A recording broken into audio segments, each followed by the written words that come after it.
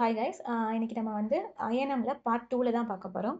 பிரார்த்தன சமாஜானம் அப்படிங்கிறது. ஸோ இதெல்லாம் வந்து அயனம்ல வந்து நமக்கு மேக்ஸிமம் கொஸ்டின்ஸ் வந்து அதிகமாக வந்திருக்காங்க. இப்போ group 4 and group 2 and group 1க்குனாலுமே நமக்கு வந்து 10th புக் அப்படிங்கிறது ரொம்ப ரொம்ப இம்பார்ட்டன்ஸ். நம்ம சிலபஸில் கவர் பண்ணுற பார்ட் பார்த்தீங்க அப்படின்னா மேக்ஸிமம் 10th புக்லேருந்து அதிகமான கொஸ்டின்ஸ் வரும். ஸோ அது ரிலேட்டடாக நம்ம வந்து 19ஆம் நூற்றாண்டின் சமய சீர்திருத்த இயக்கங்கள் அப்படிங்கிற லெசனோட பார்ட் 2ல தான் இருக்க போகிறோம்.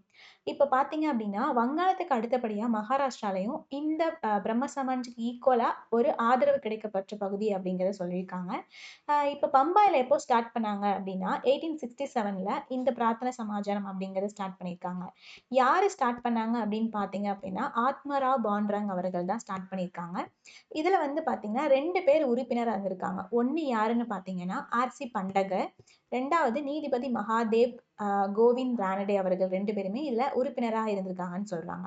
இவங்க எந்த மாதிரி விஷயங்களுக்கெல்லாம் வந்து தங்களை அர்ப்பணிச்சிருக்காங்க அப்படின்னு பாத்தீங்க அப்படின்னா ஜாதி மறுப்பு, அடுத்து சமபந்தி, ஜாதி மறுப்பு திருமணம், விதவை மறுமணம், பெண்கள் மற்றும் ஒடுக்கப்பட்டவை முன்னேற்றம் போன்ற நடவடிக்கைகளுக்காக தங்களை அர்ப்பணிச்சிருக்காங்க. இதுல 2 உறுப்பினர்ல ஒருத்தர் மகாதேவ் கோவிந்த் ரானடே அவர்கள் வந்து என்ன பண்ணிருக்காங்கன்னா ஒரு அமைப்பு 3 அமைப்பை உருவாக்கியிருக்காங்க. ஒண்ணு மறுமண சங்கம் அப்படிங்கிறது, விதவை மறுமண சங்கம் அப்படிங்கிறது 1861ல, பூனா சர்கார் ஜனிக் சபா அப்படிங்கிறது 1870, தக்கான கல்விக் கழகம் அப்படிங்கிறது 1884 அப்படின்ற அமைப்புகளை நிறுவியிருக்காங்க. இது 3மே நமக்கு எக்ஸாம் பாயிண்ட் ஆஃப்ல அதிகமா கேட்பாங்க. ஸோ இவர் தான் ஆத்மரா பானுரங், இவர் வந்து எம்ஜி ரானடே அவர்கள். ஓகேங்களா?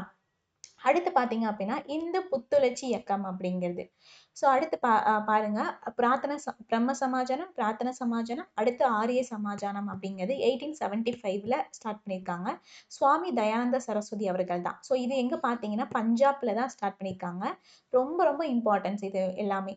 1875ல இவர் என்ன சொல்றாங்கன்னா மேலே கங்கை சமவெளியில் அளந்து திரிந்து கொண்டிருந்த இவர் தான் வந்து இதை ஸ்டார்ட் பண்ணியிருக்காரு. இவர் பீரியட் பார்த்தீங்கன்னா 1824 டு 1883ல வந்து இது பண்ணியிருக்காங்க. இவர் என்ன சொல்றாங்க அப்படின்னா ஒரு நூல் மூலியமா இவர் வந்து எல்லாராலையும் படிக்கப்பட்டு இவர் எழுதின நூல் வந்து எல்லாராலையும் படிக்கப்பட்டது. அந்த நூல் பேர் என்னன்னா சத்தியார்த்த பிரகாஷ் தான் வந்து பஞ்சாப்ல. ஓகேங்களா? அதுக்கப்புறம் அவரும் பிரம்ம சமாஜனம், பிரார்த்த சமாஜனம் மாதிரி இதுவும் குழந்தை திருமணம், விதவை மறுமணத்திற்கு மறுப்பு போன்ற எல்லா பழக்க வழக்கங்களும், அதே மாதிரி இந்த இதுல வந்து அயல்நாடு சென்றால் தீட்டு அப்படிங்கிறதெல்லாம் வந்து மறைநூல்கள் இருக்கு அப்படிங்கிறதெல்லாம் வந்து இல்ல அப்பெல்லாம் கிடையாது அப்படிங்கிறது வந்து சொல்லியிருக்காங்க. நிறைய கருத்துக்கள் வந்து இவங்க சொல்லியிருக்காங்க. இவங்களும் ஒரு கடவுள் வழிபாடு, உருவ வழிபாடு இந்த மாதிரிலாம் விஷயங்கள்லாம் மறுத்திருக்காங்க. இதெல்லாம் வந்து இது நார்மல் அப்படிங்கிற மாதிரி சொல்லியிருக்காங்க. அதே மாதிரி ஆரிய சமாஜானம் என்ன சொல்லுது அப்படின்னா எந்த மதத்துல இருந்த மூட நம்பிக்கைகளை மறுத்தது. ரொம்ப மூட நம்பிக்கையா இருக்காதீங்க. அதனுடைய முழக்கம் என்ன சொன்னா வேதங்களுக்கு திரும்புவோம். அதாவது ஜஸ்ட் வந்து எல்லாமே ஃபாலோ பண்ணுங்க, பட் ஃபுல்லா அடிக்ட் ஆகாதீங்க அப்படிங்கிற மாதிரி சொல்லியிருப்பாங்க. அதே மாதிரி ஆரிய சமாஜம் பிரிட்டிஷ் இந்தியாவில் நடைபெற்று கொண்டிருந்த மதமாற்ற நடவடிக்கைகளுக்கு வந்து ரொம்ப முயற்சியில மேற்பட்டிருப்பாங்க. எதிர் மத மாற்றம் அப்படிங்கிறது, அதாவது இஸ்லாமியருக்கு இருக்கவங்க எல்லாமே கிறிஸ்துவ மதத்துக்கு மாறி இருப்பாங்க. இந்துக்களை மீண்டும் இந்துக்களாக மாத்துறதுக்கும் இந்த இயக்கம் வந்து சுத்தி இயக்கம் அப்படிங்கிறது வந்து ஒரு சடங்கு வந்து வழிவகுத்திருக்கு அப்படிங்கிறத சொல்லியிருக்காங்க. அதில் அந்த பீரியட்ல வந்து காலகட்டத்தில் கிறிஸ்துவ மதத்தை எல்லாருமே வந்து இந்து எல்லாமே கிறிஸ்டினுக்கா மாத்திருப்பாங்க. மறுபடியும் அவங்க எல்லாமே இந்துவா மாத்துறதுக்கு இவங்க பண்ணிருப்பாங்க. அதே மாதிரி இவங்க என்ன பண்ணிருக்காங்க அப்படின்னா முக்கிய சாதனைன்னு சொல்றது வந்து கல்வி பரப்புல ரொம்ப ஃபேமஸா இருந்திருக்காங்க. என்னன்னா தயானந்த ஆங்கில வேத பள்ளியும் கல்லூரியும் வந்து இது உருவாக்கியிருக்கு ஆரிய சமாஜானம் அப்படிங்கிறது. ஸோ நெக்ஸ்ட் பார்த்தீங்க அப்படின்னா இது எல்லாமே வந்து இந்து புத்துணர்ச்சி இயக்கம். ஏன்னா இந்துக்கள் எல்லாருமே வந்து கிறிஸ்டினா கன்வெர்ட் ஆயிடுவாங்க அந்த பிரிட்டிஷ் பீரியட்ல. ஸோ அதுக்காக தான் இந்த இயக்கம் அப்படிங்கிறது ஸ்டார்ட் பண்ணாங்க. அடுத்து பார்த்தீங்க அப்படின்னா ராமகிருஷ்ண பரமஹம்சர் அப்படிங்கிறது. ஸோ கல்கத்தாவுக்கு அருகே இருந்த தர்ஷ்னேஸ்வரம் அப்படிங்கிற ஒரு ஊரை சேர்ந்தவர் தான். இந்த ஒரு அர்ச்சகராக தான் இருந்திருப்பாரு. இவர் ரொம்ப கடவுள் மனமுருகி பாடுறதா வந்து ரொம்ப ஒரு ஆத்ம ரீதியாக வச்சிருந்திருப்பாரு. அதுக்கு எந்த கடவுள்னு பார்த்தீங்க அப்படின்னா காளி தெய்வம் அப்படிங்கிறதான் பாட்டு பாடியே வந்து இது பண்ணியிருப்பாரு அப்படிங்கிறத சொல்லியிருக்காங்க. பின்னாடி பத்தி பார்த்தீங்க அப்படின்னா அவர் இதெல்லாமே ஃபாலோ பண்ணீங்க அப்படின்னா உங்களை வந்து வீடு பேற்று இட்டு செல்லும். அதாவது ஒரு தெய்வ நிலை அடையலாம் அப்படிங்கிற ஒரு கருத்தை வச்சிருப்பாங்க. ஜீவன் என்பதே அப்படிங்கிறது என்னன்னா சிவன், உயிர் அப்படிங்கிற மாதிரி கன்வெர்ட் பண்ணுவாங்க.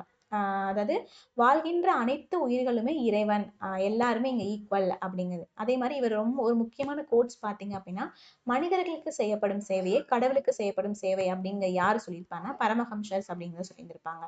ஸோ இவர் ஸ்டார்ட் பண்ண ராமகிருஷ்ண மிஷன் அப்படிங்கிறது வந்து ரொம்ப ரொம்ப இம்பார்ட்டன்ட். என்னன்னா நம்மளோட விவேகானந்த அவர்கள் வந்து ஃபாலோ பண்ணியிருப்பாங்க. அதுதான் இங்க சொல்லியிருப்பாங்க.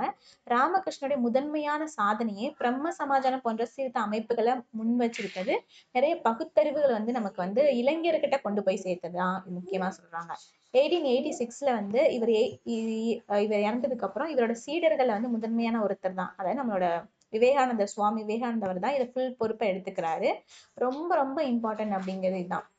யாரையுமே வந்து போஸ்ட் பண்ண மாட்டாங்க. எல்லாமே கல்வி அறிவு வழங்கணும், மருத்துவ உதவி செய்யணும், இயற்கை சீற்றங்கள் போது வந்து காப்பாற்றணும். இந்த மாதிரி சமூக பணிகளை வந்து இந்த ராமகிருஷ்ண பரமஹம்சன் மிஷன்ஸ் அப்படிங்கிறது நடைபெற்றிருக்கு அப்படிங்கிறதா முக்கியமான விஷயமே.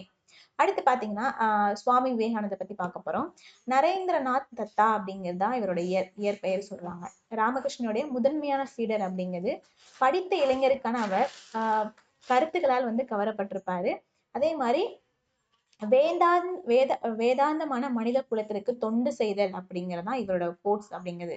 நிறைய வந்து சிந்தனைகள் மூலம் எல்லா விதமான கருத்துக்கள் மூலமே வந்து இளைஞர்களை வந்து ரொம்ப ஈர்த்திருப்பாரு அப்படிங்கறத சொல்லியிருப்பாங்க. அதே மாதிரி 1893ல சிக்கோக்கில் நடைபெற்ற உலக சமய மாநாட்டுல இந்து சமயம் பற்றி பக்தி மார்க்கம் பத்தி இவருடைய ஒரு ஸ்பீச் வந்து நிறைய பேர் வந்து ஈர்த்தது அப்படிங்கிற மாதிரியும் நமக்கு சொல்லியிருக்காங்க இந்த புக்ஸ்ல. அதே மாதிரி சமய சடங்குகளை வந்து கலந்து கொள்ளக்கூடாது, ஒதுக்கப்பட்ட மக்களுக்கும் அந்த இதுல கலந்துக்கணும் அப்படிங்கிறதும் இவரோட கருத்துக்களா இருந்தது. இவர் பண்ண பெரிய விஷயமே கல்வி மூலியமாக வந்து எல்லாருக்கும் அந்த போதனை கொடுத்தனால இது பெரிய ஒரு ரீச்சபிள் அப்படிங்கிறது கூட சொல்லலாம். நெக்ஸ்ட் பாத்தீங்க அப்படின்னா பிரம்மன் ஞான சபை. ஓகேங்களா. இது முக்கியமான பாத்தீங்கன்னா வங்க பிரிவினையின் போது நடைபெற்ற தொடர் சுதேசி இயக்கத்துல, ஓகேங்களா, அந்த பீரியட்ல இவரோட உரை வந்து ரொம்ப நிறைய பேர்த்த ஈர்த்தது அப்படின்னு கூட சொல்லியிருக்காங்க. ரொம்ப ரொம்ப இம்பார்ட்டன்ட் விவேகானந்த பத்தி படிக்கும் போது. நெக்ஸ்ட் பாத்தீங்கன்னா பிரம்மஞான சபை அப்படிங்கிறது யார் ஸ்டார்ட் பண்ணியிருப்பாங்க? Madam H.B. பிலாவட்ஸ்கி மற்றும் கர்னல் H. ஆல்காட் ஆகியோரால பிரம்மஞான சபை 1875ல அமெரிக்கால தான் இதை ஸ்டார்ட் பண்ணியிருப்பாங்க. அதுக்கப்புறம் 1886ல வந்து சென்னை அடையாருக்கு இது மாற்றப்பட்டுச்சு. ஸோ இது என்ன சொல்லுது அப்படின்னு பாத்தீங்கன்னா, இந்திய செவ்வியல் நூல்கள், பகவத்கீதை, இது எல்லாமே வந்து இந்த இதுல ரொம்ப படிச்சு அதுக்கு ரொம்ப எக்ஸ்பிளனேஷன்ஸ் நிறைய கொடுத்திருப்பாங்க. அதே மாதிரி பௌத்தம் அப்படிங்கறது வந்து ரொம்ப பிரம்மஞான சபையில வந்து முன்னாடி வச்சு அதை பத்தி சொல்லியிருப்பாங்க. நிறைய நூல்கள் வந்து இதுல படிச்சிருப்பாங்க அப்படிங்கிறதையும் சொல்லியிருக்காங்க. அதுக்கப்புறம் அன்னி பெசன்ட்டோட பங்களிப்பு அப்படின்னு பாத்தீங்கன்னா, ஆல்காட் மறைவுக்கு அப்புறம் அன்னி பெசன்ட் தான் இது வந்து இது பண்ணியிருப்பாங்க. ஸோ அன்னி பெசன்ட் அப்படின்னு பாத்தீங்க அப்படின்னா அவங்க தேசிய அரசியல்ல வந்து ஒரு தன்னாட்சி இயக்கத்தை அமைச்சு அயல்நாட்டுல எப்படி இருந்ததோ அதே மாதிரி நம்ம இந்தியாவில கொண்டு வரணும் அப்படிங்கிறத ரொம்ப கோரிக்கை வச்சிருப்பாங்க. நம்மளோட ஐஎன்சி மீட்டிங்ல கூட அவர் ஏற்படுத்தின 2 பத்திரிகை அப்படின்னு பாத்தீங்க அப்படின்னா நியூ இந்தியா மற்றும் காமன்வெல் அப்படிங்கிறது அன்னி பெசன்ட் அம்மையார் ஏற்படுத்தின செய்தித்தாள். ரொம்ப ரொம்ப முக்கியம். இது வந்து கேட்காத டிஎன்பிசி கொஸ்டின்ஸ் பேப்பர்ஸே கிடையாது. ஓகேங்களா. நெக்ஸ்ட் பாத்தீங்க அப்படின்னா ஜாதி எதிர்ப்பு இயக்கங்கள் அப்படின்னு பார்த்தோம் அப்படின்னா ஜோதிபா புலே. ஸோ ரொம்ப ரொம்ப இம்பார்ட்டன்ட் என்னன்னா ஜோதிபா புலே தான் வந்து மகாராஷ்டிரால பிறந்திருப்பாங்க 1827ல. 1852ல முதல் பள்ளி அப்படிங்கிறது எங்க ஸ்டார்ட் பண்ணியிருக்காங்கன்னா பூனேல ஸ்டார்ட் பண்ணியிருக்காங்க. இது என்ன சொல்றாங்க அப்படின்னு சத்ய ஜோதிக் சமாஜ், அதாவது உண்மையை நாடுவோர் சங்கம் அப்படிங்கிறத ஸ்டார்ட் பண்றாங்க. ட்ரூத் சீக்கர் சொசைட்டி, பிராமணர் இல்லாத மக்களும் சுயமரியாதையோடும் ஒரு குறிக்கோளும் வாழணும் அப்படிங்கறதா இவங்களோட முக்கியமான நோக்கம். எல்லா இது மாதிரியும் இவங்களும் குழந்தை திருமணத்தை எதிர்த்திருக்காங்க. விதவை மறுமணச்சு வந்து ஆதரிச்சிருக்காங்க.